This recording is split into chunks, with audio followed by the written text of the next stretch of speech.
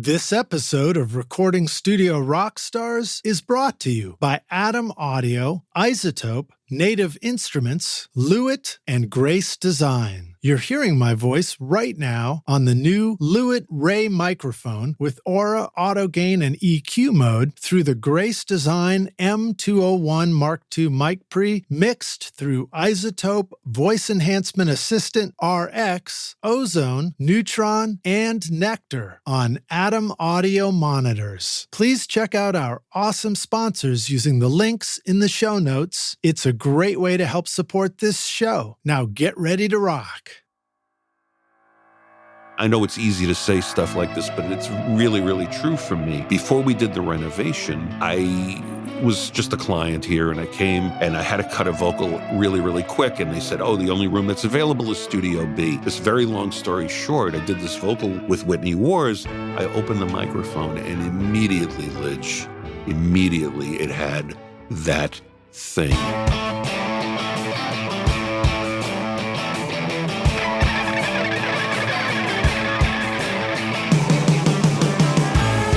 Welcome to Recording Studio Rockstars. I'm Lid Shaw, and this is the podcast created to help you become a rock star of the recording studio. Hey, rock stars. Yeah, you. I've got a secret to tell you. Want to know how I get a consistent sound mixing over 1,000 hours of recording studio rock stars? Well, my secret is using Isotope, RX, Ozone, Neutron, Voice Enhancement Assistant, and Nectar to make every episode of this podcast sound great. Right now, you're hearing RX breath control, D-click, D-clip, DS, D-plosive, voice denoise, Ozone multiband compression, Neutron EQ, VEA, and limiting, all from Isotope. Use the secret code ROCK10 to get 10% off or pick up the new Trash Light along with many of the other free cool plugins over at isotope.com. Are you recording your own music or other people's music in your studio, but you're having trouble figuring out how to get your mixes to sound great? Do they sound kind of weak or distant or lack punch and clarity? Well, I've got a gift to help you take your mixes from sounding like basement demos to sounding much closer to professional mixes. And it's my free course called Mix Master Bundle. This course will show you how to get pro-sounding mixes from your home studio with free and stock plugins in Pro Tools, and the best part is that these mixing techniques work for you in any DAW, whether you're on Logic, Cubase, Studio One, Reaper, anything you can think of. If you're ready now to make your best record ever, then go to mixmasterbundle.com to get started for free now, and you can find the clickable link in the show notes of this episode. Howdy, Rockstars. It's your host, Lid Shaw, and welcome back to Recording Studio Rockstars, bringing you into the studio to learn from recording professionals so that you can make your best record ever and be a rock star of the studio yourself. My guest today is Glenn Rosenstein. Wow. A Multi Grammy-winning producer, engineer, and mixer who began his music career at the legendary Power Station recording studio in New York City, assisting alongside some of the best producers and engineers, as well as at New York's historic Sigma Sound Studios, where Glenn became a mixer and remix engineer, creating work for such artists as U2, Madonna, Talking Heads, the Ramones, Ziggy Marley, Lisa and Cult Jam, James Brown, Miles Davis, and many others. Glenn's music production and mixes continue to be highly visible and diverse, from Whitney Woerz, Carly Simon and Earl Chinna Smith, to James Taylor and Black Uhuru, West Sheffield, and Biff Naked. Cool names, too. Yep. He produced Benedictines of Mary project for Decca Universal, which was Billboard magazine's #1 classical release. When you think of Rosenstein, you think of cloistered nuns. Why wouldn't that make sense? But anyway, sorry to interrupt you. Well, force of habit. Wow. Hey, all right. Very, very good. As a producer, mixer, and engineer, Glenn's projects have won 3 Grammy Awards, 5 Grammy nominations, an Oscar, and a Golden Globe Award. Yep. Did they send you a globe that was made out of gold? No, they sent you a most improved mixer certificate or something like that. MVM. Yeah, exactly. Exactly. Hey, thank you. Thank you for your work. Glenn's work is responsible for record sales well in excess of Lord. 300 million units. Back when units were actually record sales. Have you ever put a unit on a turntable and put the needle? What does it hurt the needle? Yes, it does. Yes, it does. But yeah, that was, that gives you a sense of proportion about the length, depth, and width and breadth of how, I hate saying how old I am, but yeah, that's length, depth, width, and breadth. Those are good words. We need those measurements, don't we? That's clearly the fifth dimension, I think. Yes, exactly. Never worked with a fifth dimension though, but there it is. So Glenn's music. Oh wait, I said that. No, I didn't say this next part. His music production and mixing credits for film and television include The Sopranos, Celebrity Circus, The Last Emperor, Cannot Blown forget. Away. That's how I'm feeling right now. Indeed. You cannot forget Celebrity Circus because that is that's the pinnacle. I don't even remember that. Was that around the time of Love American Style? No, it was actually, I think it was a summer replacement show on NBC broadcast, and they came to us and they were looking for music. So, why the hell not? And that was quite a bit of fun. I'm going to have to ask you if you did any after school specials too. Yeah. All right, so let's Janie see. is a drug addict. I did that one. Before she got a gun. Right. Exactly. Let's see. Married to the Mob, Charmed, Beverly Hills, 90210. Yes. All My Children, and Buffy the Vampire Slayer. Mm-hmm. That was a Biff Naked track that we had done. That's pretty cool. I mean, I was doing a record where Will Kimbrough spent all the time while I was mixing. He hung out in my living room and he binge watched Buffy the Vampire Slayer. Really? He said it was an awesome experience. Well, I have the distinction of having done music. Oh boy, this is a bad thing to admit right out of the box.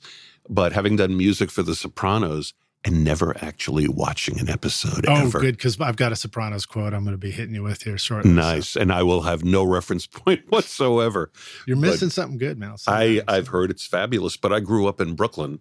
So you're like, I invented this shit. My God, come on, man. I've seen all of this already. To me, that's reruns, They're like, that was my idea. The thing he just did to the guy exactly. Because of what the guy did or didn't do. I invented that. Yeah. I grew up in the Brooklyn of old before it became, the haven of actually music creativity, all the recording studios that have opened in Williamsburg and that whole area. When I was, back in those days, that was a must-to avoid area. And boy, how that has really changed the face of, I guess, the creative center of New York City. Like Williamsburg area? Williamsburg, yep. And, it's great. We worked there a number of years ago with Tony Maserati, of all things. Tony, I love name dropping him, but we'll have plenty of chance. Right, to do that. And he used to be my assistant, and now he is my master. But Tony and I worked at a recording studio. I think it was called The Bank, and I remember parking my vehicle on the sidewalk as close as possible to the door to the studio because I didn't want to get mugged.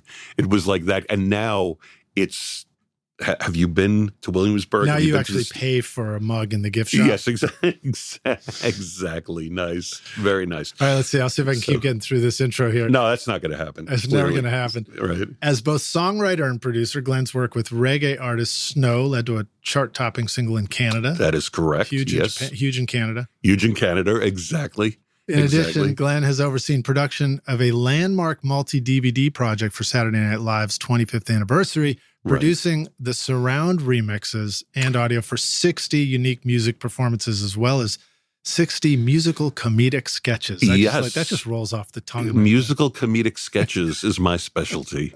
If it's comedy or if it's nuns, I'm your guy. I'm in. I'm your guy. Comedic nuns. Comedic sketches. Yes. Sketches of comedic nuns. No. What about that? I think that's Picasso, right? Or something like that. Anyway, yeah, that's kind of crazy. I think we're done, aren't we? We're over this now? is like... All right.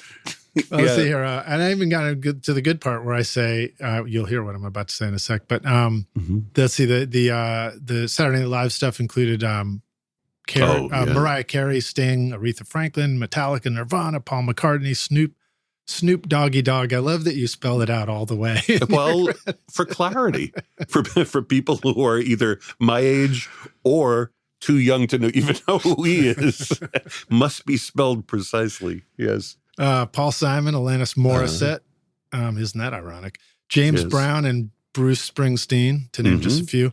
Glenn has also partnered in the renovation and restoration of the historic Fame Recording Studios in Muscle Shoals, Alabama, which is where we are joining. We are welcome, Lidge, and to all of your friendly listeners to Muscle Shoals, Alabama. So we'll be talking about that in just a moment. We're sitting in the control room of Studio B, and if I look up, I see twinkling flickering stars on the ceiling. I don't even know.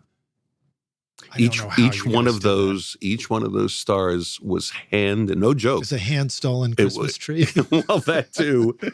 It was hand penetrated and glued.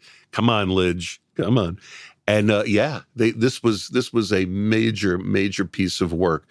So I invite all of your listeners to come on down to the Shoals and see some amazing history. The things that were recorded here. This room is arguably where the Allman Brothers started as a band. They came together here, and actually we have some photographs, which none of your listeners can see, but we have some photographs. Can try to describe them here, in detail. take a look. Of Dwayne and Butch Trucks and a couple of the other guys out there. And again, in addition to Aretha Franklin, Wilson Pickett, Otis Redding, et cetera, we've had a great run. It's our 60th anniversary, but there are numerous marker points for what the anniversary of fame. Yeah. Wow. So the historical components of it are something that we obviously have to emphasize, but the fact that we do records, whether it's with Jack White or Raconteurs, or we've had Steven Tyler in here, we've had a whole bunch of other what I call modern acts, and they seem to love the history initially, and then when it gets down to really the work, I think we have the right combination of classic recording equipment and modern gear as well. Yeah. So we tried to make it a place for everybody. When I got involved with the studio, Studio A was up and running. We now have Studio B, which we did the renovation on, and Studio C, which is upstairs, which is a mix room. Right on. And we are in the process, and we could take a walk over there if you like, of building our immersive room. Oh, that's exciting. I ran into Rodney Hall last night. Oh, good. Because we went out to go see a show at a local place, and he was there. And saw some other folks, and even met Will McFarlane. Yes. If I'm pronouncing his last name right. Amazing guitarist. Amazing guitarist. Yeah. And he said he was on his way to a session. So right after this podcast interview, those guys are here for a session today. That's right. They're going to be heading in. Well, the one of the really lovely things about the Shoals, above and beyond the fact that it is a historical destination, is that it is an active and working musical environment. But there's a tour right through the glass, rock stars. Right now, there's people, friendlies. We are in the fishbowl. Who are waving at us. We're in the fishbowl. And of course, we're in a recording studio, so we can't hear a single thing that they're saying to us. Something like, get away from those microphones. Who really cares about what it is does you're that saying? wave mean keep going, or does it mean stop and start over? It means get out quick. The place is burning down. Or something. Don't they have a talk back? Yeah. But the musical community here has really grown exponentially over the last 10 years. And the trigger for that was the Muscle Shoals documentary. That really kind of got the heat going again. It was, up until that time, historic. It was a destination for tourism. That was a great thing. But it just kind of revitalized the interest in the area. And I, amongst many other people who came in here and did things, I found that I really kind of loved being here. Yeah. And wanted very, very much to participate in the community. And that led to a partnership between myself and Rodney and Linda Hall. And those that led to us doing the renovation in B. And I think one of the things, if you don't mind me, going on a little bit about what we did in here, was that we understood that we were we were standing on the shoulders of greatness. I mean, what was done here, we didn't want to disturb the vibe. So as you, Lidge, can see, I mean, we took elements of all of the things that had been here before, and we incorporated them into a design that would at least be somewhat true to, what Rick Hall might have done if he were current. Now, Rick passed away, I think it's 5 years ago now, maybe 6, coming up on 6 in January. And Linda, who I just met, is Rick's wife. Is Rick's wife, yeah. And my partner, and Rodney also is Rick's son. Yeah. And we kind of got into we need to be true to, but we also want to. So I'm pointing to this handmade universal audio console. Amazing. Yeah, that we stole back out of the Alabama Music Hall of Fame Museum or whatever. And that's the one when you see the documentary and you see Rick sitting at the board. Right. That's the board. Right. So we've renovated, as you can imagine, it is hard to get components, parts for that. So that's a 12-channel console, and we have 8 of those 12 channels. Finding that stuff and also not, paying a ransom for it is not easy to do. So we've got 8 of those 12 channels, working and on board, and people come in here, and it really is kind of a revelation. Awesome. It is pretty awesome. And then we combine that with the SSL that we purchased through a broker, but it was the console that Stevie Ray Vaughan did the vast majority of his work on. Wow. And I wanted this very, very much because we have a Neve in A, and I did most of when I was mixing full time, and that's all I was doing before I was producing. The 6000 E series for me was always like that was your board. That was your pencil. Well put. I mean, that was the deal. So I thought to myself, if I was ever foolish enough to become a recording studio owner or whatever, or partner, that this would be the board, that I would put in place. That's awesome. So that's what and then of course we have a nice collection of modern and vintage gear, and we share some of that gear with some of the other rooms in here as well, between whether tie lines or we move things in and out. But the thing to me that was key, and the reason why I did this in the first place, is I've worked at studios all over the world. And I know it's easy to say stuff like this, but it's really, really true for me. Before we did the renovation, I was just a client here, and I came and I had to cut a vocal really, really quick. And they said, oh, the only room that's available is Studio B. This very long story short, I did this vocal with Whitney Woerz. I opened the microphone, and immediately it had that thing. The room sounds amazing. So in all of the reno aspects of it, we took real care to not get ahead of ourselves and go, well, maybe if we check. No, the cutting room, the large room over there, is identical to what it was all the way through. We cleaned it up a little bit. We replaced the lights and that kind of stuff. But aesthetically and sonically, it's identical. And it is, in my mind, really one of the best sounding rooms I've ever worked in. That's awesome. Yeah. That's awesome. Well, I definitely want to keep talking about this. Believe it or not, I'm almost done with the intro. And the last line goes like this. And last but not least. I'm so sorry, man. No, it's all right. It's great. I love it. We're just rolling. Yeah. I consider Glenn a longtime friend and mentor. Absolutely. To me in Nashville. I guess we met each other back in like 2010 or something like that. I think it was before that, but yeah, sure. And I had the pleasure of doing a record with Heaven Hill. We went up to Louisville and did a bunch of music. Yeah. And that was a lot of fun. So please welcome Glenn Rosenstein to Recording Studio Rockstars. Glenn, are you ready to rock? Vaguely, kind of. Yeah. I guess I'm ready to rock. Sure.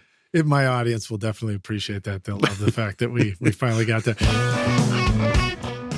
No matter what style of music you make, Native Instruments gives your studio all the instruments you need. From drums, loops, and beats to the coolest synthesizers, realistic strings, guitar amps, and futuristic synth pads. I love to record real bands in my studio, but then I mix it up with cool sounds from Contact, Massive X, Super 8, Battery, Guitar Rig, and hybrid keys, for example, to make my music way more exciting and interesting. Use the coupon code ROCK10 for 10% off, or download the free gifts waiting for you, like the awesome new Jacob Collier Audience Choir or Complete Start, featuring 2,000 sounds and 6 gigs of free samples at nativeinstruments.com.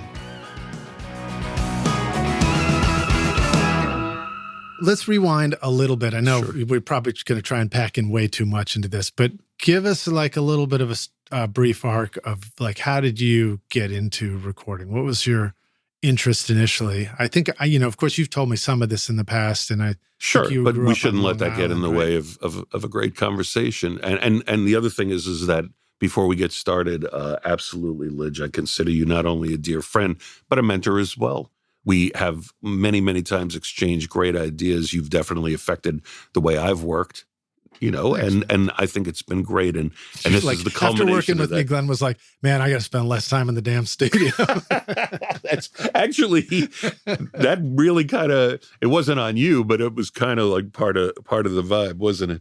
But I grew up in Brooklyn, New York, before Brooklyn, as I said, was the epicenter of creativity that it has become.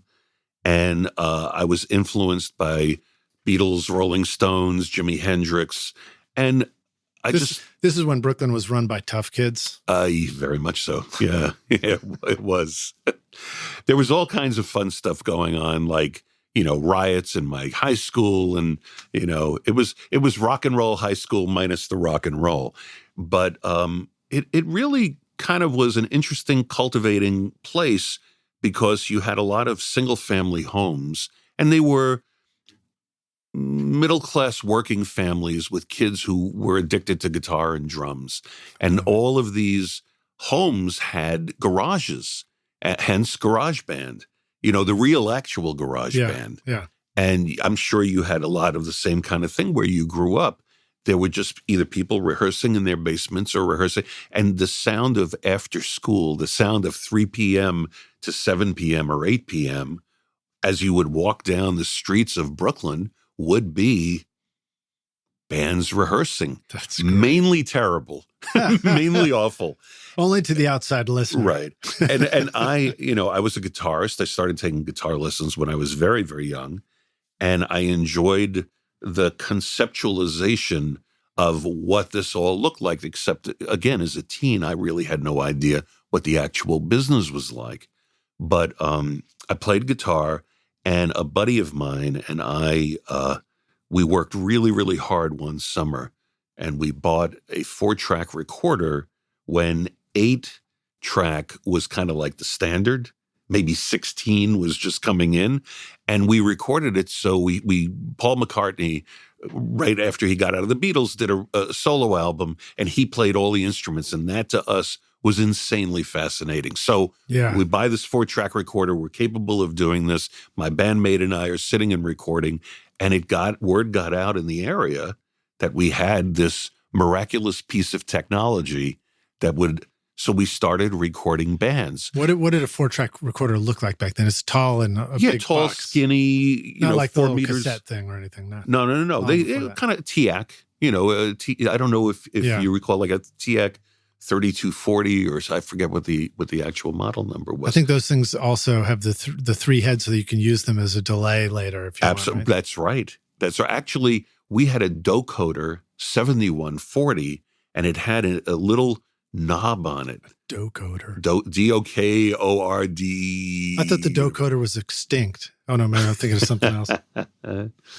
And it had that knob on it, and it said SOS, sound on sound. So you could burn another channel, and as you turned it up, you'd get slapback. And if you were going at 7.5 IPS, you had no millisecond delay. You couldn't go to tempo. It was just, you had 2 flavors. Either what was it? 3 3/4 or 7.5. So whatever the tempo of the song might have been, you were stuck with that delay. But that was a revelation, Lidge, because we were getting, in our minds, pro effects. That's how they did it. And that discovery process really led to a serious enough interest that we started like cutting class and taking the subway and hanging out outside of recording studios. I don't know why we did it, but we'd hang out outside of Electric Lady. That's cool. And we'd hang out outside of Sony, and we'd hang out outside of Hit Factory. Again, I was a teenager at the time, and it was a short subway ride away from Brooklyn into Manhattan. And my friend Alan and myself, a couple of other guys, what are we doing today? Well, we don't want to go to history. We don't want to go to math. We don't, let's take the subway in and we'll hang out. We'll go to Electric. And we'd stand outside and eat pizza and have a drink and just, what the hell, And would you see people coming and going from the studio? Yeah, but none of them were recognizable. I didn't see any rock stars. And quite honestly, I wasn't interested in seeing any rock stars. That was not the attraction. I wanted to know what was going on behind those walls. Yeah. I really did. And I was like, how do they, what is the mystery there? What is that about? And again, given the time period, there was no internet. So information was really, really sparse. Yeah, it's like word of mouth, rumors. Exactly. A lot of bullshit. The Yellow Pages. Yeah. Well, that's how I got my first job, was the Yellow Pages. No joke. Where was the first one? Was at Power Station. I worked as an intern at Arista Records, but that had, and that was on the marketing side. I was doing retail marketing as an intern. But my real interest was, I wanted to be what I thought was a record producer. I had no idea what they really did because there was really no focus on what a record. They were geniuses who created this thing. They were like the equivalent of a director in a film. I think we still don't know what they do. I'm still trying to learn. I really am. So yeah, we would go and we'd hang out. And I don't know what it was that we thought we might see, but just being close, physically close to it, made me feel as if somehow or other we were going to get this done. And then I had a friend of mine who worked at a movie theater where they were running Gimme Shelter. And he would let us in to sneak into the movie theater. And there is a segment of Gimme Shelter that focuses on Muscle Shoals. I'm sure you've seen what I'm talking about. And they're recording Wild Horses over at Muscle Shoals Sound on Jackson Highway. And I was fascinated with Jimmy Johnson. I was like, because it wasn't Mick Jagger, it wasn't Keith. For me, it wasn't Mick Jagger, it wasn't Keith. There's a guy who kind of looks like me, you know what I mean? Like a normal looking guy, turning knobs and making the sound actually be something. And, the 16-year-old me was sitting there and looking with my friends, and I'm like, someday I'm going to go down to Muscle Shoals. That's awesome. Yeah. And now here you are. And I did get, forgive all this, but I did, I worked with Jimmy Johnson on Leonard Skinner, on Gary Rossington. But that was really the trajectory very, very early on. I didn't know how it was going to actually happen. There were no real schools at that time to speak of. There weren't these great podcasts of people who are far more expert than I am, who giving advice and tutelage and all that. This was really, in that moment, was for everybody who did it, was self-invention. And if you were lucky enough to get a gig at a recording studio, that's all I really wanted. That's all I really wanted. Yeah. So I like to give credit where credit is due on the podcast for first times. And I think that is the first time we've had the word tutelage used on the podcast. Thank you. Pretty awesome. So congrats on that one, man. I've got a couple of others as well. We're looking forward to it. So Jimmy Johnson, do you want to say anything more about who he is for the rock stars? Well, Jimmy Johnson he passed away a couple of years ago, and he was one of the original Swampers. So he played on Aretha Franklin's Respect. Anything that's come out of here. What was his instrument? He was guitarist. Guitar. Yeah. But he also was a very astute engineer and producer. And I don't know the exact specific history, but I think he discovered Leonard Skinner. Mm-hmm. And he worked on their first record and certainly the record that I did with him and all of that. So he was a part of that environment. And again, I fell in love with a guy that I had never met. But just based upon his work, his pedigree, I saw a visual indication of what it is that he was doing, having no idea of what it actually was that he was doing, and saying to myself, that's what I want to do. That knob is for me. Right, exactly. I'm going to be the next one to turn that knob. And I'm sure many of your listeners must feel the same way. I think so. They listen to your podcast and they listen to somebody going, I made this record that's one of their favorite records, and they're going, I want to be that person. Yeah. This is the person I really want to be. I don't know how that's going to happen. I don't know, what deviations are going to happen, what road that's going to take me on, but I want to make that happen. What do you think the balance is for you or for all of us in terms of I want to be that person versus I want to make that sound? That's a great question because I have no answer for that. I don't know. I mean, I could ask you the same. I mean, you are a more than competent engineer, producer, mixer. You're doing, the podcast and all of that. I don't think that, here comes some pontification, so hold your breath. I don't think that people live a two-dimensional life. I think it's three-dimensional. So you're going to be influenced by tons of different types of things. Your motivations, your reasons for wanting to do stuff are going to be varied and could change from minute to minute, hour to hour, right? So I think that I found very early on a place that I thought I would be comfortable and was just opting for a seat at the table.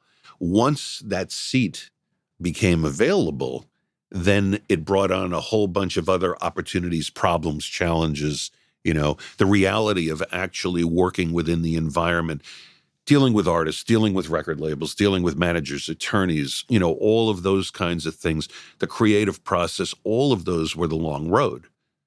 But I think that in each step of that, and I know you resonate with this as most of your listeners would, each step of that provided not only another set of challenges, but another set of opportunities to provide solutions. Yeah. And if you were good at providing solutions, you went to the next step. Yeah. I've always thought that engineering in particular is the skill of the workaround. It's like very much so. There's always a problem. And so how can you get around this problem and solve it and keep the session going? And knowing you, I feel like what I've seen is you started out with the engineering side of things. And then as you grew that, you seemed to ease into the administrative side also of music. Yeah, maybe. And I mean, I think I seem to recall. So tell us about like your time at Power Station and then Sigma Sound too, because I remember you had some great stories about that.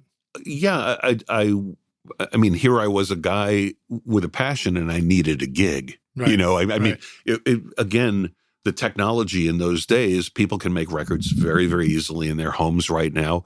In those days, you had to work in a recording studio. Right, somebody had to let you in. Exactly. And that's well put. And I got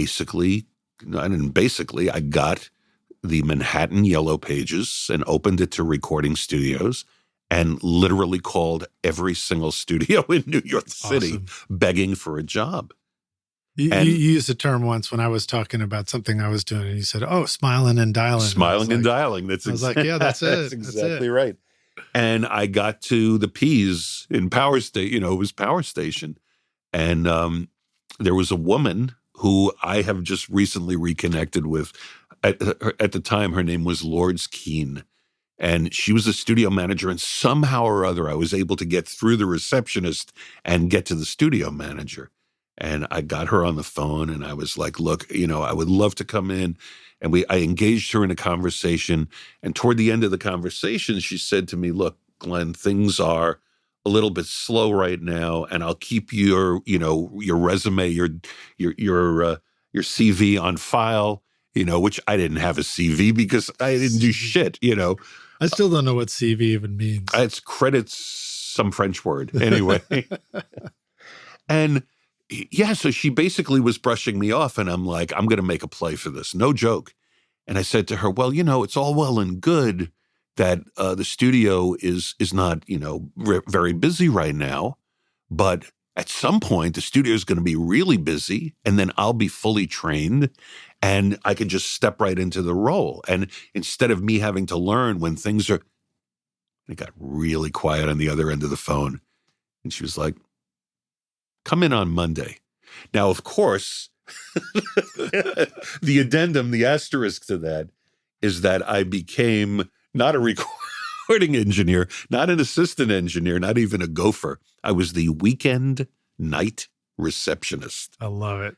So my job was essentially, to score drugs and take home hookers. And I mean, it was New York, late 1970s. Wow. And I'm not romanticizing it. It was dangerous, but I get to run off with the circus. I get to do that. That's awesome. And it was absolutely, at the time, it was a combination of blissful and nightmarish. The bliss was going from, I did do live sound for a little while, and I worked, with like cover bands. And they were doing imitations of, forgive imitations, but, they were doing covers of Springsteen and Bowie and all that.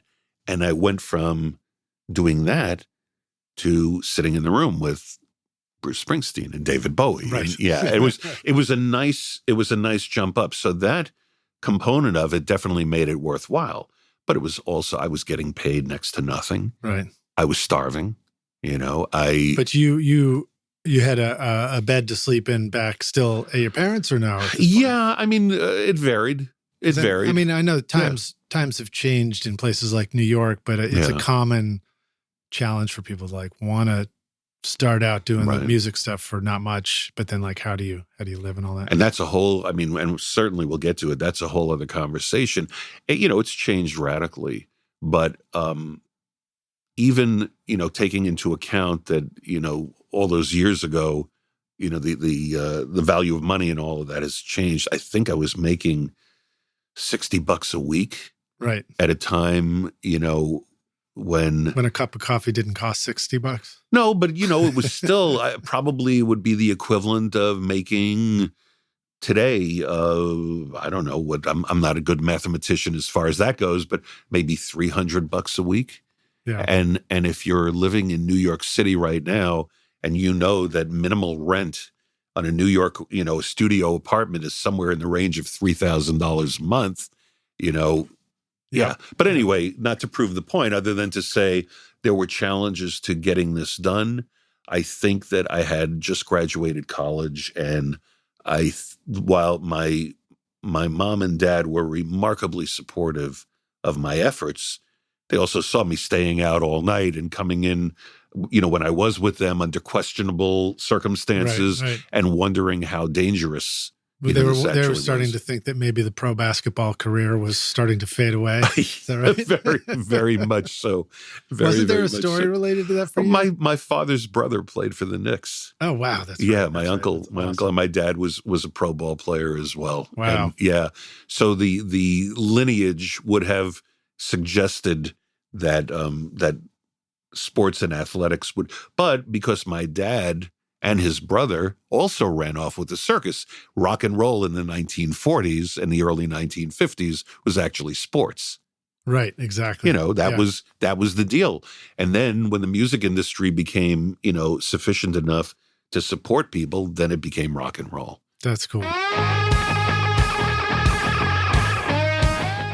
In 2024, Adam Audio celebrates 25 years of designing industry-leading monitors in Berlin, unveiling the Arctic White A4V and A7V series, available for a limited time. With the XART ribbon tweeter design, customizable speaker voicings, and SonarWorks integration for room correction, these monitors deliver professional-grade sound perfect for Grammy-winning producers and home studios. Make your studio cooler than cool with the Arctic White series and get the Adam Audio A4V and A7V with an extended 5-year warranty at adamaudio.com. I like hearing the Yellow Pages story. That's actually how I found my first gig. Really? Alex the Great in Berry Hill was going through the Yellow Pages and looking up the number of the place. Robin and Brad Jones. Yeah, Robin Eaton, Brad Jones. And so it's funny to think that if the power station if you had not been able to talk her into it, you would have ended up at Q Division up in Boston. Right? I have worked there actually.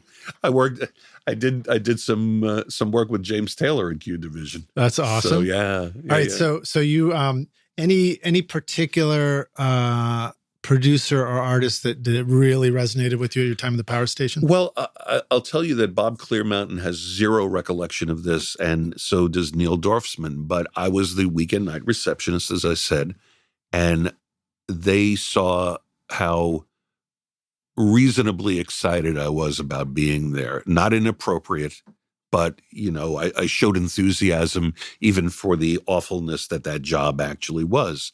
And they would say, put the phone, we'd be talking about 1 or 2 in the morning, put the phone on night answer. Night answer meant it rang directly into the studios themselves, and sit in the back of the room and keep your mouth shut and just absorb, just learn.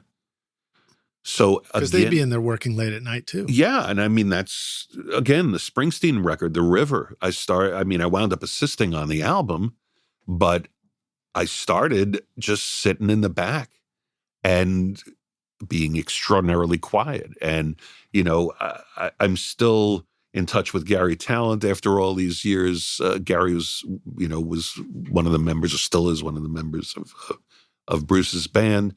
And they were remarkably nice to me, but I was definitely the lower than gopher, and worked my way up through that process. And, Did you have to go through that learning thing that we all sometimes have to go through about don't, be quiet, don't talk, don't ask questions? I still am. Yeah. Yep. I started a podcast, so now I get credit for asking lots of questions. It's not easy. The dumber, the better. Yeah, look, even at this late stage, and I'm working in a multitude of different environments, and some of them are in entertainment and some of them are not. But one of the things, Lidge, clearly that you bring to the game and working with you and being your friend, and I think I bring to the game, it's enthusiasm. And the difference is not the enthusiasm, but whether or not it's unbridled or not. Unbridled enthusiasm would be looked at as a negative, right? Because people are creating and they don't give a rat's ass about what you think. They don't want to know about what you think.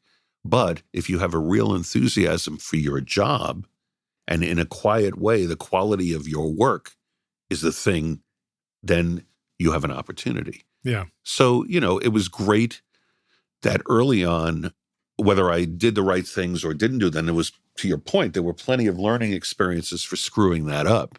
And, we have to have made our mistakes.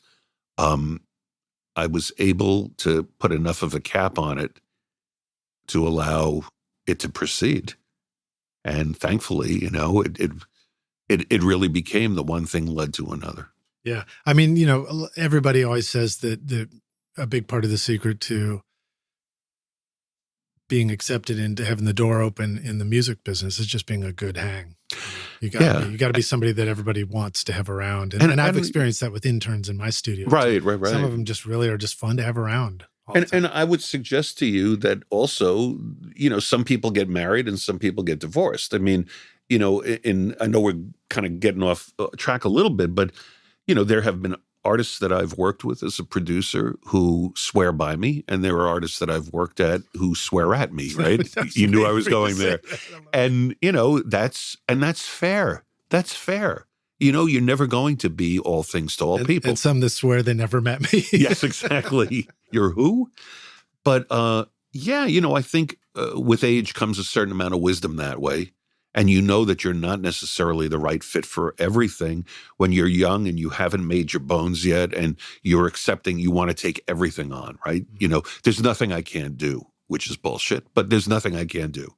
And even the things that you know are really not the right fit, and creatively they may be, experientially they may be, but personality-wise, you know, there are projects that I turned down because I met the artist and I knew that it was not going to be the right thing. And those moments are really tough because you want the gig. You want to get paid for your work. And some of those artists may have a reputation beyond the one-to-one personality thing, Lidge, that, you know, you want to make it work because you want to be able to brag to your friends, look at who I'm working with. And there have been, which I'm not going to share who they are, but there have been a number. And look, there are people who passed, of course there are people who passed on working with me. You know, it's an overstuffed business already. You know, there's far, far more producers, engineers, and mixers than there'll ever be need for.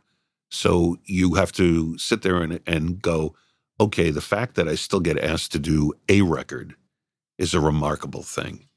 Do you remember any projects that you maybe passed on or didn't do because you were doing this, and then later you're like, what was I thinking? What was I thinking? Missed opportunities? Yeah, I mean, yeah, there definitely were some missed opportunities. There was one band in particular where the lead singer, the central personality of the band, was a heroin addict. And I had been warned actually by his management that this was an ongoing issue. And I was not the first producer who was asked to do the project. And I passed on it. I did pass on it because I'm not a drug user. It doesn't mean I have an intolerance for it, but I am absolutely, when I'm working, you know, and we could have fun. I mean, you know, we've worked together. We could have fun, but we have to get the things that we need to get done. Right. And we have to get it done in a way that we hope to exceed anything that they've done in the past. That's the goal, right? So, yeah. Let's see here. So you were at Power Station. The next up is Sigma Sound Studio. So tell us a little bit about that. Power Station, remarkably at the time, was going through, hard to believe given the history of it, but they were going through a cutback, and I was one of the last hired kind of thing. So I was let go.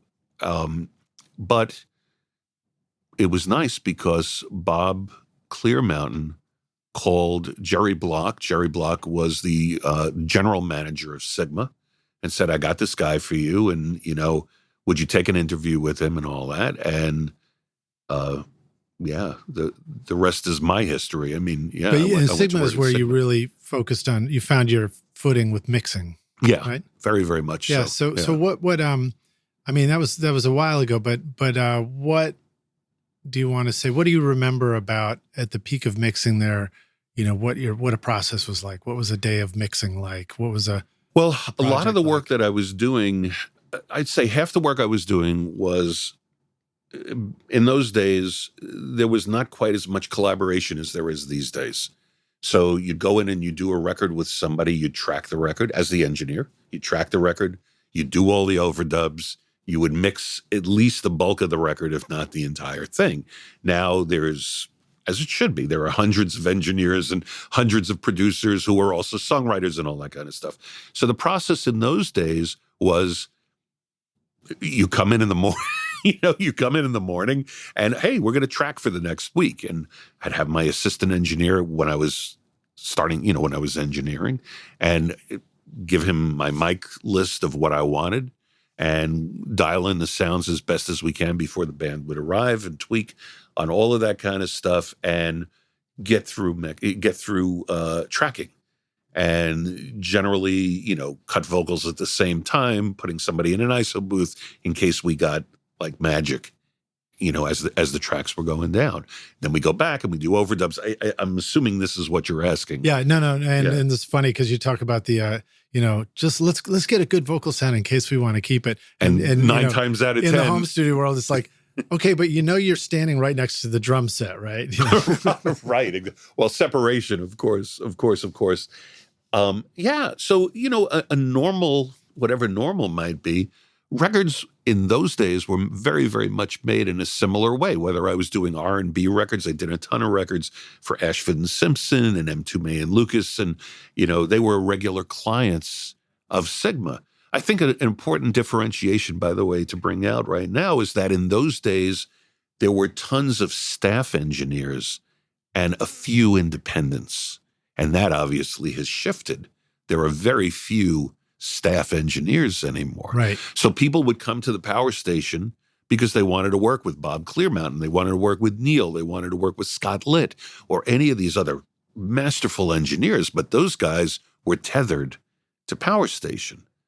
Guys like myself and Jay Mark and Tony Maserati and Doc Doherty and just a bunch of John Patoker. We were all tethered to Sigma, and we would get the clients. So Ashford and Simpson were doing a number of records. I'd wind up on an Ashford and Simpson record. It was on a schedule, and that's how I went. I wasn't asking, nor were they asking for me. They were like, "Oh, we're working at Sigma. We're working at Power Station. We're working at Record Plant, Hit Factory, whatever."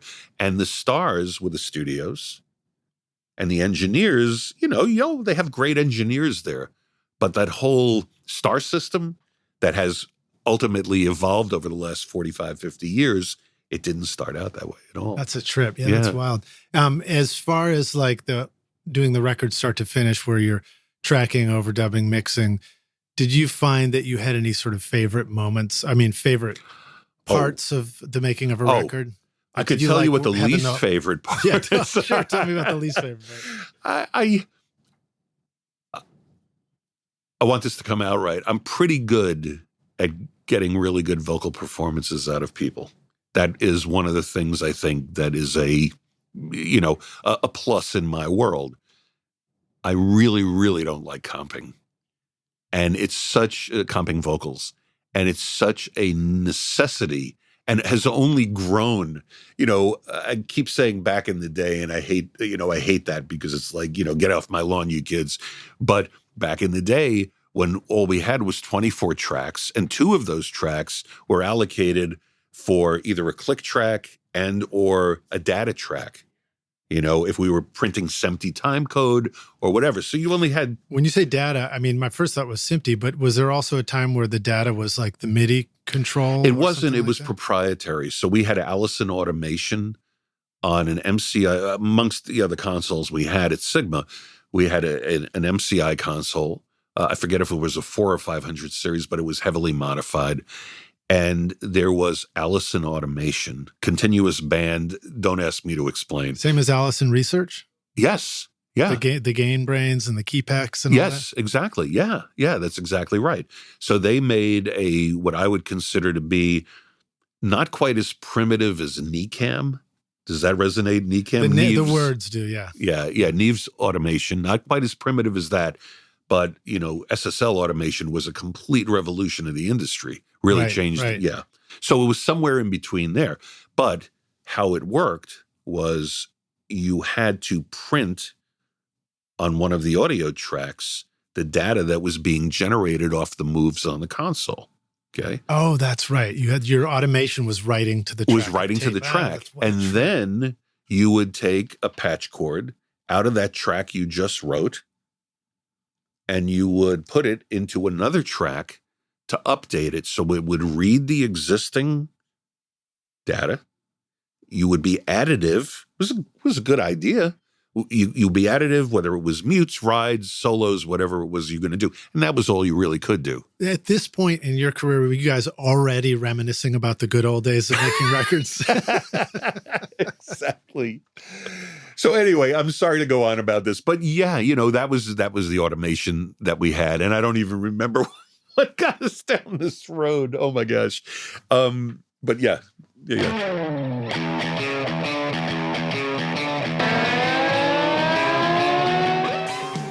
super impressed with iZotope Ozone. I've been mastering many of my records recently, and Ozone makes it so easy to get a fantastic sound. The built-in mastering assistant helps by measuring the mix and suggesting all the settings needed for a professionally mastered result based on the genre and EQ curve of your choice. You can even reference a specific song if you want. Using simple yet sophisticated modules like Clarity, Impact, Low-End Focus, Stabilizer, Imager, Exciter, and Spectral Shaping, along with powerful dynamic EQ, compression, and limiting, you simply adjust the settings to your own taste and it sounds incredible. And the magic of master rebalance means that you can reach into your mix at the mastering stage and manipulate the vocal, bass, and drums. Amazing. My bandmates are pretty demanding of my mixes, but now when I send off the masters for approval, the band absolutely loves the way our records sound thanks to iZotope and Ozone. Use the code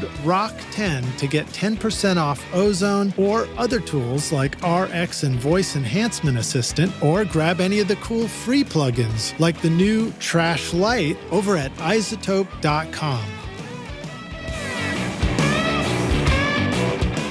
What do songwriters, music producers, DJs, EDM, TV, and film composers all have in common with you and me? We all crave captivating sounds that elevate our music to the next level. That's why Native Instruments is your ultimate creative companion, offering a vast library of sounds for your studio. Whether you're crafting hip-hop beats, indie pop melodies, classic rock anthems, serene meditation tracks, pulsating dance floor hits, or intricate orchestral compositions, Native Instruments' complete bundle has you covered. From drums, loops, and beats to dynamic synths, lifelike strings, and vintage instruments like electric bass, guitars, and keys. The possibilities are endless. Use the coupon code ROCK10 for 10% off, or download the free gifts waiting for you, like the awesome new Jacob Collier Audience Choir and Complete Start featuring 2,000 sounds and 6 gigs of samples over at nativeinstruments.com. Hey, Rockstars, we're back now for the jam session, the second half of the show. My guest is Glenn Rosenstein joining us here at Fame Studio B. Glenn, are you ready to jam? Yeah. I still don't know what that means, but I say no, it's great, man. It's great. Share a story of working with Madonna. You Can Dance. Well, I worked on the first album and I worked on You Can Dance. The You Can Dance thing was more of a mixing thing. On the first album, I was involved with her vocals. After telling you how much I hate coughing vocals. And that's what we were talking about. And again, the perspective was working with Madonna. She was a brand new artist, but she was remarkably tenacious. And I don't know if you know, but this is a great story. Seymour Stein, who was the head of Sire Records, was in the hospital and recovering from a fairly serious operation. She went to the hospital and auditioned for him in his hospital room. Wow. This is who this person was. So we used to joust quite a bit. There was a lot of verbal. I'm sure she has no recollection of who I am at this point. This is 40 years ago or whatever it is. But we used to joust a lot. And I just called her, a has-been Donna Summer. And she used some sort of word that I can't actually. And she was right, forgive me for giving you more of the personal side of it than the actual technical side or whatever. But I genuinely loved her. I thought she was freaking phenomenal. And the fact that she went from somebody who I was just, and again, I had no responsibility in it, Reggie Lucas, Jelly Bean, Mark Kamens, these were the guys who produced and got that. I'm an engineer, and privileged to get to work on it. And I was certainly not the only engineer. There were a lot of different, J. Mark worked on it, John Patoker, I mentioned earlier, worked on it. But I could see that coming. That's my point is I could see that coming. You could tell this is going somewhere. Yeah, she didn't have like the greatest voice I had ever heard. There was a lot, as you could tell if you listen to the early records, there was a lot of vocal doubling, actual real doubling going on. And I know that Reggie Lucas didn't struggle, but, there was, he wanted to make great records, and he was an excellent producer. He was this is also a time when making a great vocal record required, it was a limited palette of things you could do compared to, all the tools and tricks we have now. I mean, you could do things with a harmonizer, but the 910s, the resolution on them was not really, if you stepped off more than, 1 or 2%, you were starting to hear artifacts. So in other words, when you say you could do things, people would actually use the harmonizer to try and correct, adjust the pitch of. So you would bounce I guess I should be more clear. Of course, this was in the age of analog because there was no digital, Right. So you would be adding a generation sonically because you'd be bouncing between tracks. You'd have the original vocal take that theoretically was already comped, so it was already put together, and you would patch in to a harmonizer or, whatever. But in those days, there really was only an Eventide harmonizer. It was, I think we were using either a 910 or a 949. Is that right? Mm-hmm, mm-hmm. And we would bounce to the adjacent track. And in real time, if there was a word, we'd have a lyric sheet with us and we'd mark off where we thought it had to come down a little. It was a little sharp, a little flat. And by the way, this was across the board. I mean, this wasn't only with Madonna. This was with virtually anybody who we felt it was how it was done. If you wanted to do some manipulation, this is what you would do. So you'd be punching in and trying your best to not screw it up. Thankfully, you wouldn't necessarily be going over anything that was not erase that you didn't want to erase. Right. But you also, again, as we were talking about, what was led us to the whole thing with the Allison Research Automation is you only had 22 tracks of the 24. And if you spread your drums across 6 or 8 of those tracks, okay, so now you're narrowing it. And you also had in those days, which I know you're well aware of, crosstalk. Right. So you could not put a bass drum next to a vocal because you would still it would bleed through. On the tape machine and through the console too? Exactly, yes. All over the damn place. The MCIs were tough consoles for a number of reasons, and not the least of which were the crosstalk was very, was to my ears was prominent. And one of the things about the SSL, whether initially it was arguably the best, worst, or whatever sonically, there were it was getting ready for the digital domain in a way. There was a cleanness to it, Mm-hmm. There were not the crosstalk issues. The automation was one channel, SMPTE timecode ran it, and all of that was, was really, really cool. And was Sigma the place where you first got the SSL experience? Yes. Yeah. Well, actually, no. There was an SSL at Power Station, and I think it was the first SSL in the United States. Phil Wagner and I think, argue about this. Phil I forget, he's either the CFO, CTO, CFO, CEO, whatever. But we go back a long time, and Lidge, we argue about what gear was in which room and all of that kind of stuff. And of course, I'm usually wrong, but the first SSL in New York was at Power Station. And before I left Power Station, I really got to fiddle around with it. And actually, that was one of the reasons why I got hired at Sigma. They were preparing to purchase one, and they wanted somebody who had experience. And again, in the context of all of those years ago, computers were not prevalent in our day-to-day work anywhere, certainly not at home. So somebody who actually understood how that SSL might work had a desirable skill that made them an easier hire than if they didn't. So, yeah. Tell us a little bit more about the remix stuff that was going on there too. Well, that was a big jump. That was a huge jump for me. Jump? You mean like career-wise, or a jump in time here? Yeah. This is essentially the era of the possibility of remixing music. Yes. With a dance focus. Yes. So the dance marketplace became very much kind of like playlisting today, if that makes any sense. There were influencers, but those influencers were DJs. And culturally in New York and LA were really influencing what got played on radio. So people would go to the clubs, including music directors of radio stations and all of that, and they would hear tracks. And the DJs, obviously, in those days were working between two turntables and essentially creating, with non-remixed songs, their own versions of remixes. Right. So they're taking the original albums and then playing part of this again, part of this again. Exactly. Syncing them up to other songs, doing mashups. It was very, very, very primitive, but it kept people on the dance floor, and it influenced A&R people. It influenced musicians. And it was a natural thing. So a guy named John Benitez, Jelly Bean Benitez, was a DJ at a number of these clubs. And all of them, Bruce Forrest, Francois Kevorkian, Shep Pettibone. I'm sure you've heard of Shep. Mm-hmm.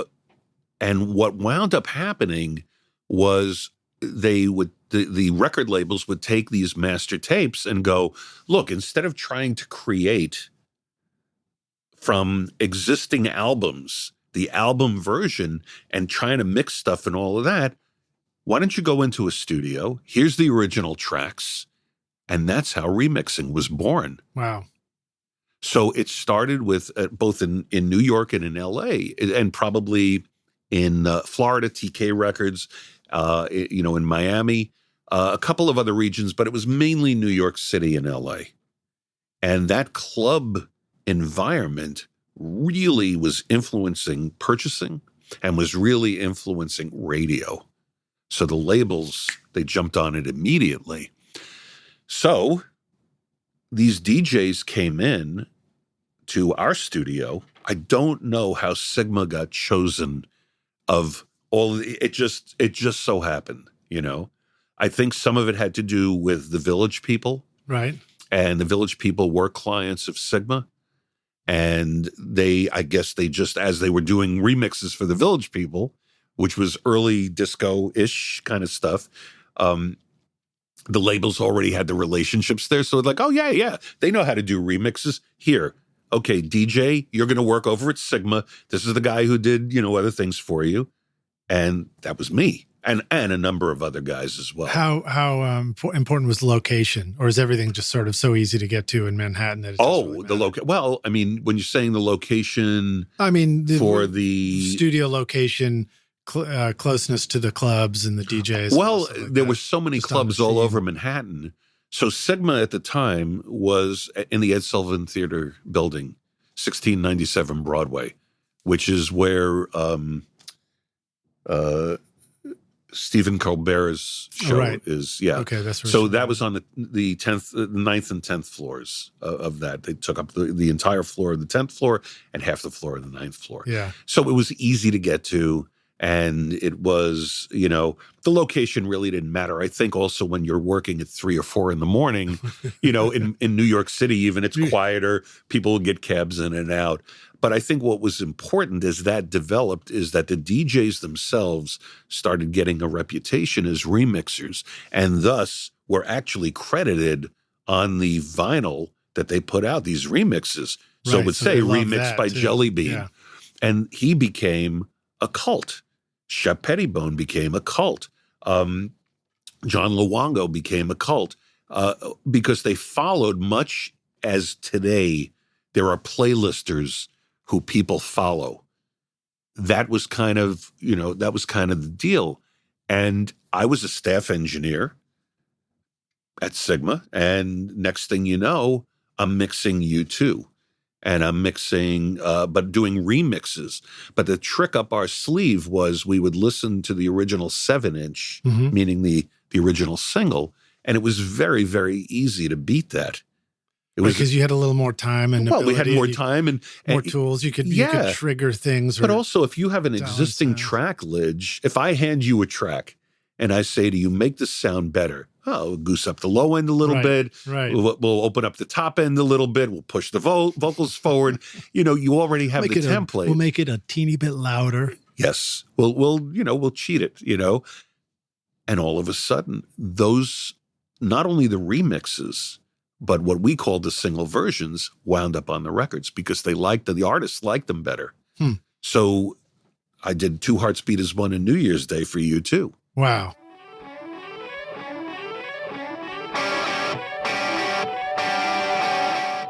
In 2024, Adam Audio will celebrate 25 years of researching, developing, and manufacturing industry-leading monitoring solutions in Berlin. To mark this milestone, our friends at Adam Audio are unveiling a very special limited edition series of monitors that will look gorgeous in your studio and sound as awesome as your music. Introducing the Arctic White A4V and A7V series, available for a limited time to pro and home studio owners like yourself. The clean, glossy white finish exudes a decadent feel and will stand out in any studio or in-home audio system. Featuring the XART accelerated ribbon tweeter design and customizable speaker voicings, the Arctic White A4V and A7V have the full specifications of the original design. Plus, with SonarWorks integration for automated room correction, you can fine-tune your monitors to your control room's acoustics. Plus, with SonarWorks integration for automated room correction, you can fine-tune your monitors to your control room's acoustics. Adam Audio's commitment to delivering professional-grade, high-fidelity sound to studios worldwide has made these monitors a perfect fit for Grammy-winning producers in both pro and home studios for a quarter of a century. Now you can bring that beautiful high-fidelity sound to your own productions and make your studio look as amazing as your music. Don't miss out on the new limited edition Arctic White A4V and A7V monitors, available for a short time with an extended 5-year warranty at adamaudio.com.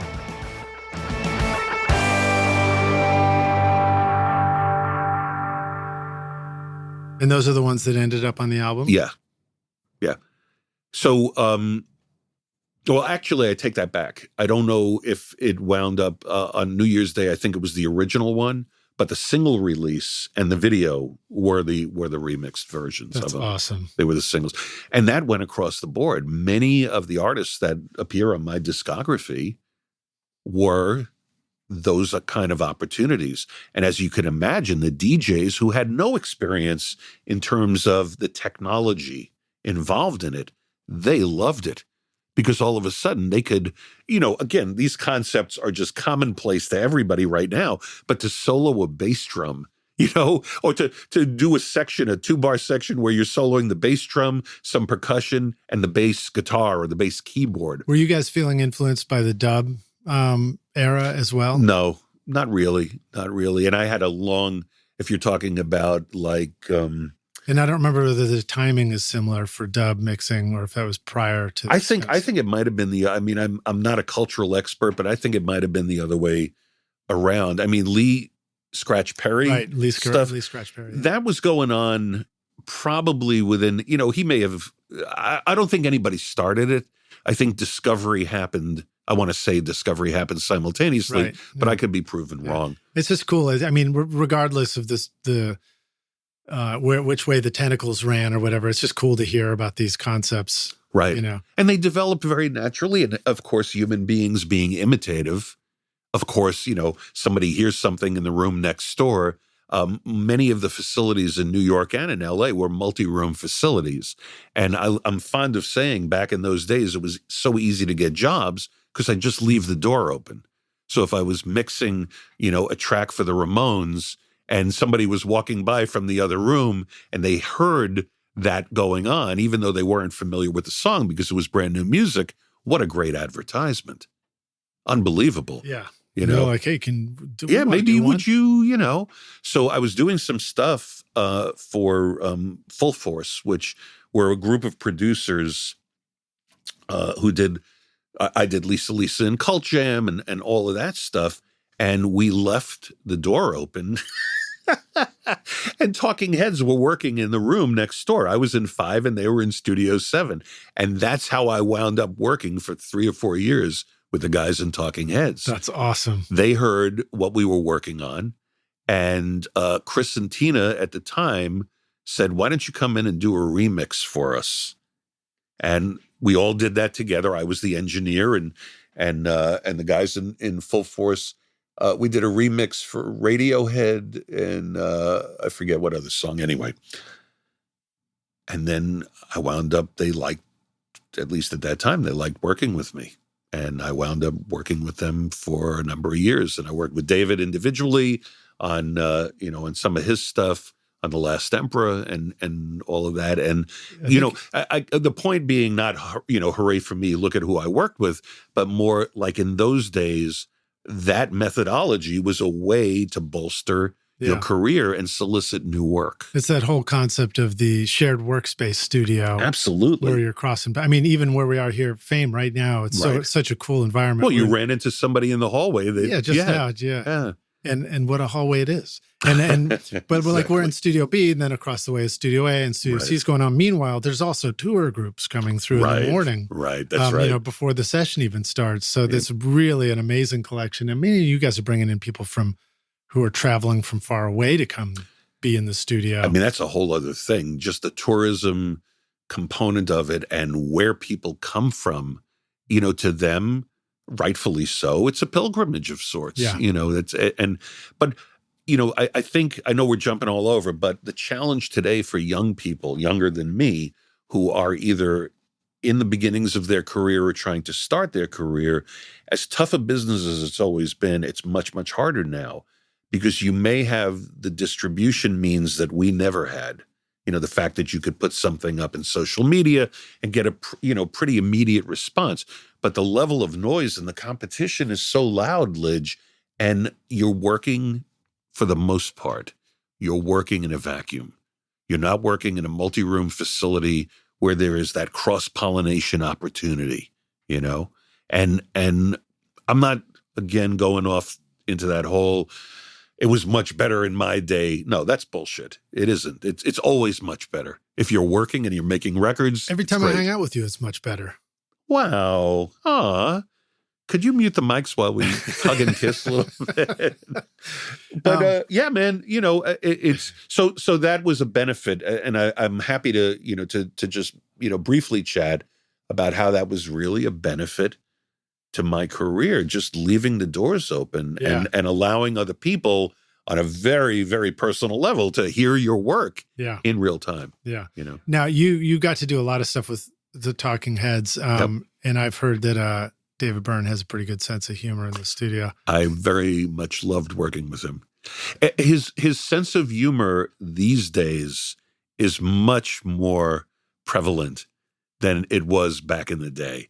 I think he was very concerned about his image and what the public perception of who he was as a performer, and he has lightened up considerably. He's become more real, and then the opportunity, I think that, I'm sure that they wound up remixing Stop Making Sense and re-releasing it, and the band, after years of really bitter acrimony, wound up getting together again, and I don't know if they're going to tour or not. I'm not in touch with them anymore. It's been a while, but you did get to mix Stop Making Sense. Yes, right? That's part of that. Yeah. So tell us about that too, because that's what an amazing film. I think did you mention that you mixed the soundtrack to The Last Emperor? To Stop Making Sense? Yes. Yeah. Well, both. And it was difficult. It was difficult work. It was not difficult working with David or the guys in Talking Heads. By that time, we were like pretty cool with each other. We had done a bunch of stuff together. I had kind of come up into that environment from how I told you, and it was a gradual process, and I wound up doing a couple of Tom Tom Club records with them. Great, right? It was great. That was great fun, and traveled with them a lot. And you have a certain arc of time that you spend with an artist, and because of Chris Franz and Tina Weymouth, I got to do Ziggy Marley and three of his records, and those were really successful, for that time period. But the difficulty in those projects with David had very little to do with David's talent, and David really is a genius. Really is a genius. Mm-hmm. It had to do with the technology, because we were very much doing surround, and again, not the Atmos of currently with Pro Tools or whatever your DAW is, dedicated tracks and all that. It was really extremely hit and miss. And I know I didn't mix the film soundtrack. I mixed the music soundtrack, not right. what went to the film. So if we got the CD, that's right, exactly. The film soundtrack it wasn't the fault of the person who mixed it, but the technological demands of it they were never satisfied with the way it turned out, and rightfully so. What artist, who amongst us is ever sattesfied with the record? Of course, there's that. Do we ever finish a record? No, clearly we never do. What do we do? Clearly we just abandon them, right? We pass away and it gets moved on to, it's like, no negativity intended, but you look at George Martin and how his son is like now inherited all of the things that George Martin was not happy with. He's going and remixing them. And I'm sure George Martin's grandson or granddaughter is going to go, well, if we could just tweak Paul's vocal one more time. We finally got it right. Finally got it right. Yep. Oh, wow. But yeah, there was, this is no inside stuff. There was not happiness with the way it turned out. And well, this is another aspect of it too. It still exists now, but particularly through this time that you were there making these records, it was a real pinnacle of the vinyl, the record business and record sales and physical copies of records being made. But I think in those moments, Lidge, nobody was sitting there and going, "This is the pinnacle of anything." This is the pinnacle of being a pain in my ass today. Right. It never was day to day, because I think everybody that I've ever worked with in the business, whether they were other producers, engineers, mixers, musicians, 99.9% of them were thankful. Even if they had, their game face on and they were like cooler than shit and all that stuff, they were cooler than shit only because they were given the opportunity to be cooler than shit, and not because that's who they might have really been, Right, and I think that there was I want to believe that there was a real level of gratitude for having the gig, because people that you and I know mutually, when you really get in front of them one-on-one, the revelation is that, yeah, we love our jobs. We love this. We really do love this. So, yeah, but to circle back, the difficulty in getting those projects done was the very archaic and primitive nature of how surround music was done when 5.1 was the thing. And that was the tough stuff. The actual music itself was beautiful. The stuff that David did for The Last Emperor was just gorgeous writing. Absolutely gorgeous writing. And, Stop Making Sense in its moment was forgive this, but it was revolutionary. So The Last Emperor, did David do all the music for the soundtrack? He did half the music. Half the music, okay. Yeah, he did half of the music. And you got to mix that yes. with him for the surround stuff. That's cool. I look forward to going and watching that again. And now, of course, not that we need to spend too much time on it, but jump forward, and here you are putting together an Atmos room, and you've it's not your first, maybe, is it? No, this would be. This is the first this one. This is the first one. So, as a natural extension of what we're doing here at famed Muscle Shoals, we felt that there might be a need for an Atmos or immersive alternative to the studios in Nashville, studios in New York, studios in LA.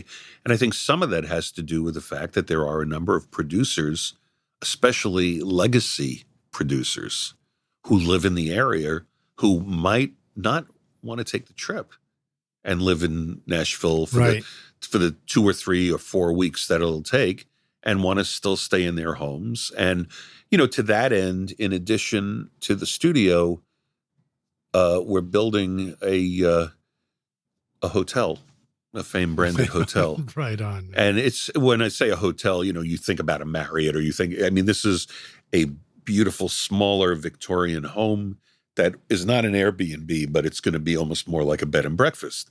And the beauty of that is you can stay there, walk across this gravel driveway, and walk right into this hopefully world-class immersive room. That's cool. That's exciting.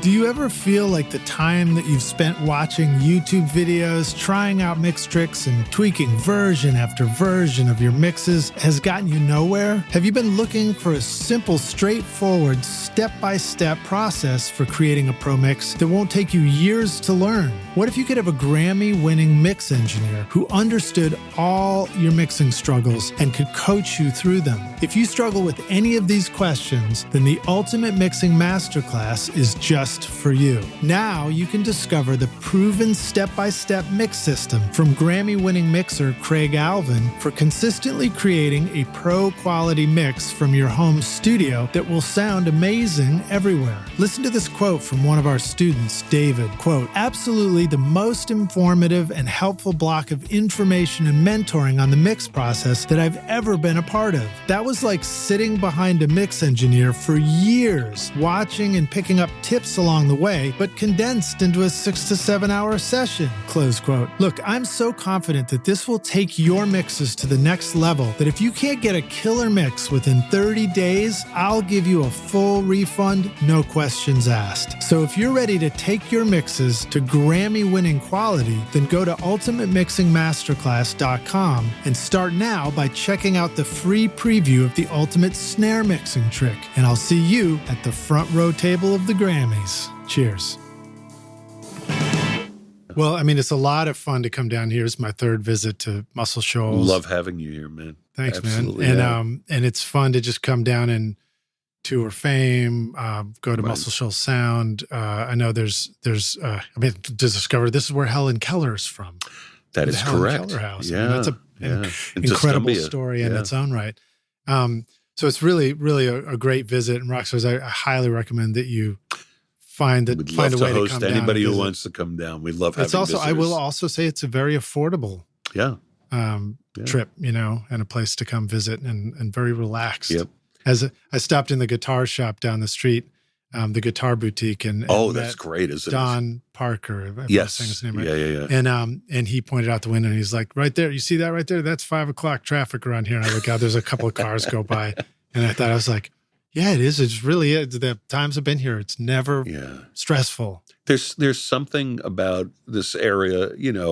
I don't want to dive into politics. I don't want to dive into any other stuff. There's just something about this area that gives pause to the insanity that all of us, all of your followers, and kind of have to deal with. It's a relaxing place.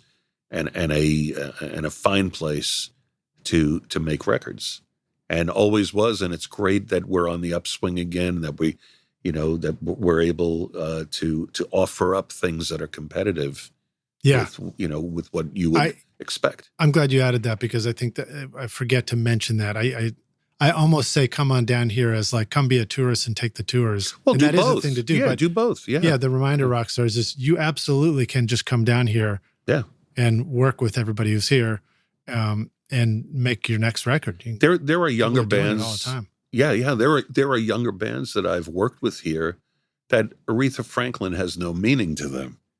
Otis Redding is somebody that they've never heard of, but they walk into a well-equipped studio that has a nice balance of recording equipment and talented staff engineers. We actually, shockingly, we have staff engineers, just like the old days. But these are people who are competent, capable individuals who make great sounding records. And isn't that what it's all about? So another artist that you worked with is Ziggy Marley. You got to produce a few records. Yeah. You've told me some pretty cool stories. None of which I can repeat or I can think of.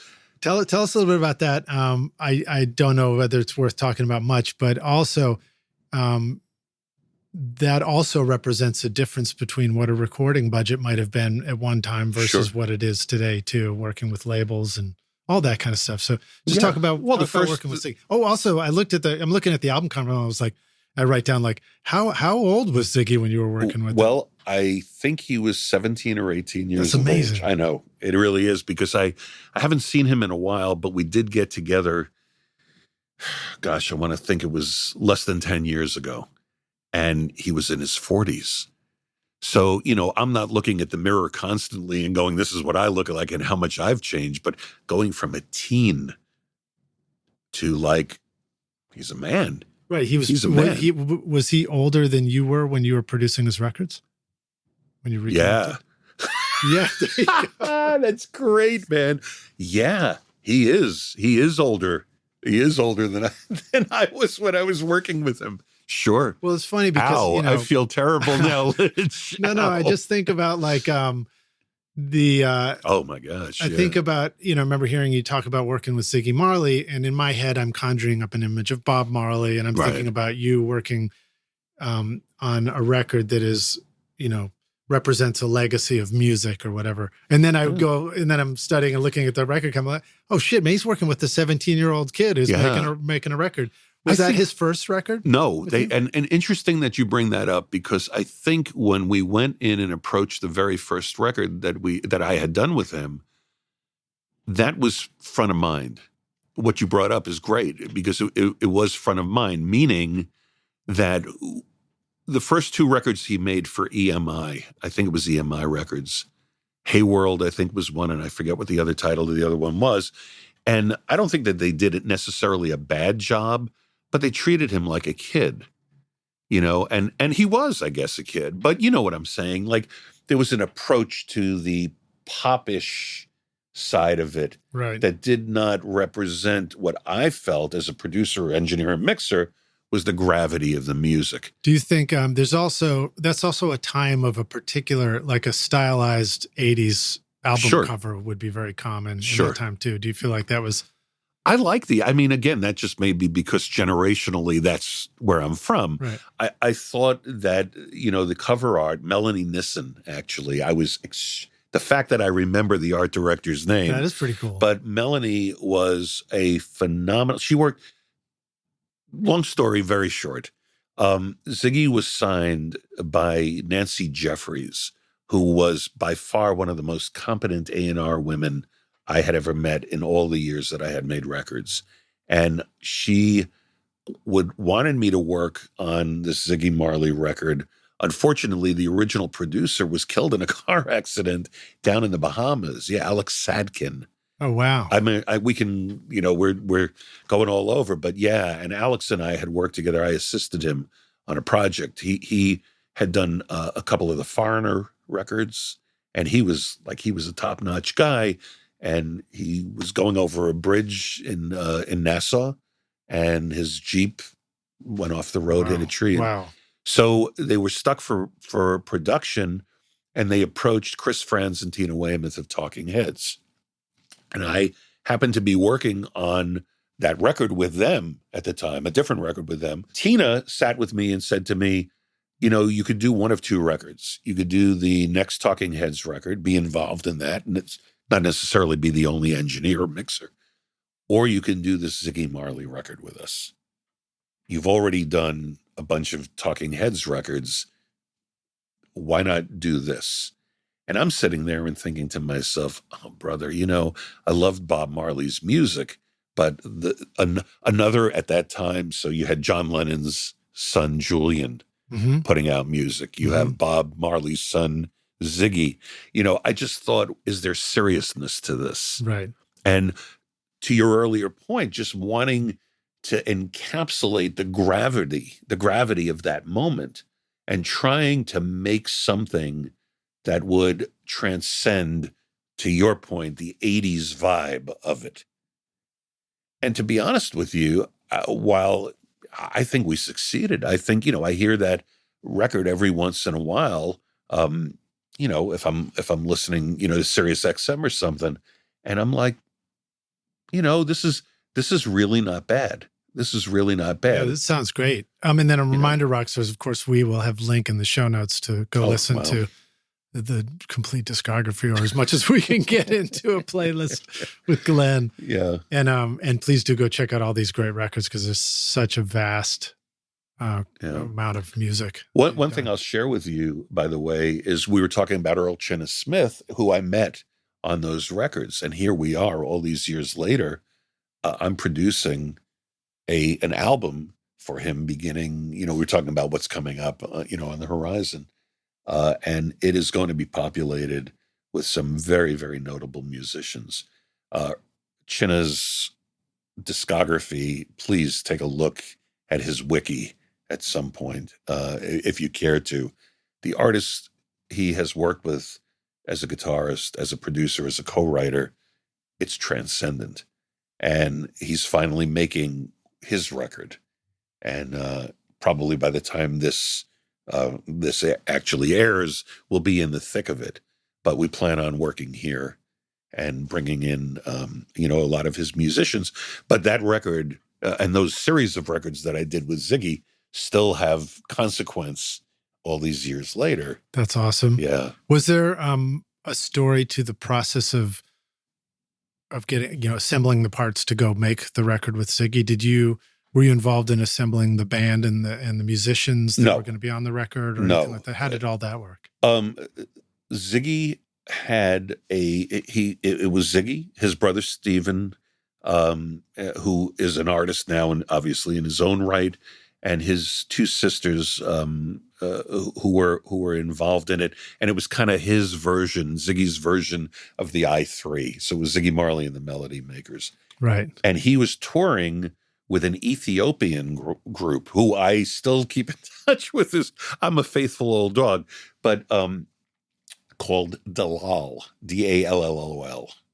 I hope I said that right. Right on. And he brought them into the studio. So the first record we did was at Sigma in New York in Studio 5, and we had 11 musicians. We had not enough ISO booths, but the fact was they were so excellent, so proficient at what they were able to do, that the leakage was not a problem. It really didn't matter. And they were tried and true, because most tour bands may not appear on records, right? They put in ringers to do it, but these guys were fabulous. They were great. So they were the tour band as well. So they were the tour band, and they were well rehearsed, and we were, able to get in immediately and start tracking. And again, they also had the same mindset. They were from Africa. They were political. They were definitely, there is a gravity to this music that needs to be heard. Right. The music has a message. Yeah, very much so. And I think that the thing that Chris France, Tina Weymouth, and myself were most concerned about was authenticity, and not trying to mold this younger son of a legacy, legend, really a legendary artist, into something that was too of the moment, too, okay, yeah, that's an 80s record, I can hear that. Right. At this point, you had the wisdom to know whether you were putting your own stamp on something, and when to not do it. Wisdom is something we could say in retrospect. I would say luck. Because if the record failed miserably, then they would have meaning the record label would have said, put your stamp on right, it? Exactly. And there was no, and that's the point also, there was no stamp. I mean, this was what this guy was meant to do. This was not any kind of like, okay, you know what, Lidge, here's what we're going to do. But keeping the thought process of authenticity, and not going for the gimmick, and not going for the 80s tonality that was very definable now in retrospect. It made sense, and I'm really, really grateful that that's the case, because I could still, there's a lot of records that I've done. I'm not ashamed of them, but I definitely know that they were very much of the moment. Right. And this hopefully. You mean sort of they have a style that seems like a Well, sonic signature, right? Right. You think about what snare drums sounded like, and the variety, what an 80s kit. And again, this is just some types of music, but an 80s kit sounded like, what the Power Station sound and the Bob Clear Mountain sound sounded like, and how the antithesis of that was informed by Seattle, right? So the Seattle tone was not that big, bombastic, cannon-like drum sound. These were much smaller, much more concise kits, and the focus was more on the vocalist and the message of the song. And then other things happened, and you had hair metal. I mean, all of those kinds of things. But categorically, I was hoping to be more of a documentarian and less of a stylist. Right. And man, I know we're really getting into the weeds on this, but it's significant. And I think what's striking me is realizing that whatever we go through in our own experience, inevitably we're going to, like, I grew up in the 80s. So, right. I got my, I couldn't wait to turn my collar up. In fact, I still do that now with my jacket, and then, and then you kind of think of your own experiences being silly sometimes, and you move on to something and you think, but we have kids, we have daughters that grow up, and next thing you know, they're like, oh my God, is this like, if this is 80s or 90s, the sweater I'm choosing. I think about the styles that we experience, and then we see the next generation come along, and they're like, oh my God, that's so great. And then you go look back on it. Music is all about style, right? Isn't it? I mean, and that's the thing. And I think, I used to be fond of saying, that the biggest hit record that you do is what's going to kill your career in 7 years. Right. And I tried very, very hard to not get pigeonholed into any one thing, because I was fearful that I would, depending on whatever the success level might be, that I would not have that. That guy, he did, and some of the records that I worked on certainly have percolated up through time, because, they're not going to go away. But I really tried to not necessarily be all things to all people, but very much continue my education in music and try to be as broad as possible. One thing that I do love generationally about what's going on right now is people are pulling in musical influences. The spectrum is as wide as it's ever been. There isn't that, you can't really do this anymore. When I was coming up, it's like, no, that's too signature of an R&B track. Or if you were doing an R&B track, you can't use that drum sound. That's something that you'd hear on a Bon Jovi record, or, whatever those things might be. And I think nowadays, the capacity for younger creators to take the full palette and create something unique from all influences, that to me is remarkable. Yeah.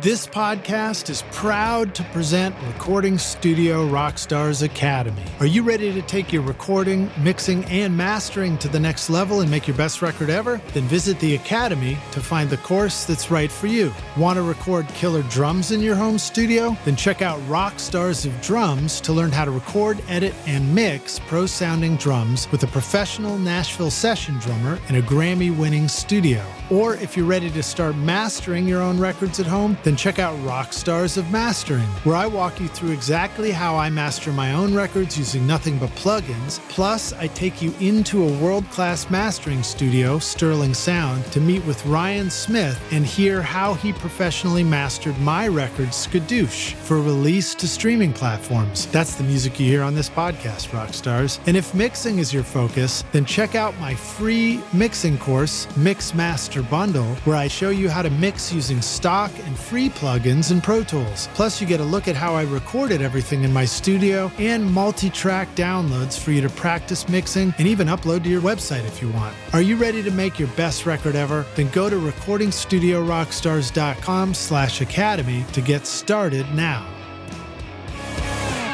It speaks to the availability of music through streaming too, and the fact that you can hear anything. And if we rewind to the time that you're talking about where it's like, no, you can't do that, that was just done. Right. Probably that's a time where the only music you really got to hear was whatever was being created at that time. And so you could, we all get sick of it and we're ready for the next thing. You know, did that. I think you make a great point. I think that the influences that happen now, I think that the length of them are much, much shorter. You know, like the duration of a style is like in and out in 6 weeks, where it might have been 6 months, you know, or 2 years or 3 years. Yeah. I think that the attention span has certainly provably, you know, has gotten shorter. I'm sorry, what did you say? The attention's right. Thank you, Lidge. But I think the other side of that is that the amount of bandwidth that people have for consuming quality music has definitely gone through the roof. It's unbelievable. It's really unbelievable. So I have a quote here. This is from a TV show that you helped create content for, but didn't watch yet, The Sopranos. Oh, Lord. And it's a quote from The Godfather that Silvio keeps famously quoting on the show, where he says, "Just when I thought I was out, they pull me back in." So my question to you, Glenn, is: when am I going to get out of this? Have you ever felt business? that way? Have you ever? I feel like you've expressed, you know, times when you maybe were shifting, trying to get out of some part of music, and then you tell me, like, just when I thought I was out, they pulled me back in. Sure, back in. And sure. Here you are creating Studio B. You know, right? And the answer is, yeah, of course, of course. I mean, you know, is it because we like this shit? Yeah. It's a privilege. It's a privilege. And it's certainly not lost on any of the people. We talked about this a little bit earlier. It certainly is not lost on any of the people that I know personally, that I consider my friends who are in the business, that this is rarefied air. And for whatever reasons this occurred, you know, that doesn't matter. We talk in these podcasts about stuff like, why did this happen? How did it happen? But in the actual moment itself, where you and I, Lidge, are sitting in a recording studio and helping an artist to fulfill their vision or contributing to go beyond something like that, you know, that's what I think you and I live for. And then why would we want to stop doing that? You know, the only reason for me to stop doing it is to just not get hired. You know, my time doing this is over, not by my own determination, but by the determination of the marketplace. And if that's what happens, so be it. But hey, as long as there's some people out there who are really, really talented, who feel like I can contribute in some meaningful way to some process that creates those moments, I'm there. Of course I'm there. So we are pretty much nearing the end here. But let me sneak in another couple of questions. Sure. You guys have taken this Magical Place Fame Studios, and you did something very cool with it, which was to create a little plugin for us to try out too. Yes, you want that's to tell right. us all about that project? Well, one of the pieces of my involvement in this studio has to do with some of the things that I do outside of the music business. I'm involved in financial services and private equity and all that kind of stuff. And some of the companies that we work with just so happen to be, you know, companies that do musical technology. So there are two guys who work at IK Multimedia, Gary Kersner and Dan Boatman. And I proposed to them the idea of doing a plugin which replicates the environments here at Fame, understanding full well that although all of your listeners need to come here en masse and get a sense of what it's like to work here, that is not necessarily going to be possible for all of them. Right. So, right. Yeah. And the plugin, so that lets us hear some of the sound of that mixer that's behind you. It's every space, including the original chamber, the echo chamber in A, which of course was on Aretha Franklin and all that other stuff. It is all of our consoles.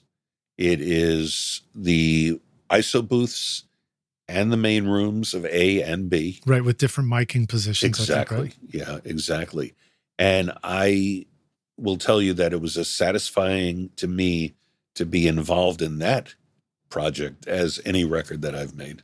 As soon as I got the plug-in, the first thing I did was use it to mix a record I was doing. And did you? I hope you liked it. I loved it. Yeah, I was putting it on the drums and making the drums sound more exciting. It's a fun trip. Yeah, it really is a fun trip. And so, Rockstars, just to be clear, a plug-in is not a substitute for you coming to fame. No, come on down here, make a record, come do a tour. But it's a hell of a gift take-home bag. Right. Get yourself the plug and take it home with you. Well, thank you, and I appreciate. Do you guys actually sell it in the gift shop? No, it's downloaded. Well, it's downloaded. There's no physical copy to it. It's all download. But yeah, that's been great. We've done some stuff with TuneTrack. We've done a number of drum libraries for them. Cool. So that's been pretty cool. We did those with Chad Cromwell. Jeff Balding was engineering that, and love working with Rick Currents and those guys. Man, they're fabulous because they have a real sensitivity to the desires. Lidge, at the end of the day, it's all about people, and that team at TuneTrack, the same thing with IK. Not just saying that. They take as much pride in their craft as you do or as I do. And working in that team was very, very much like making a great record.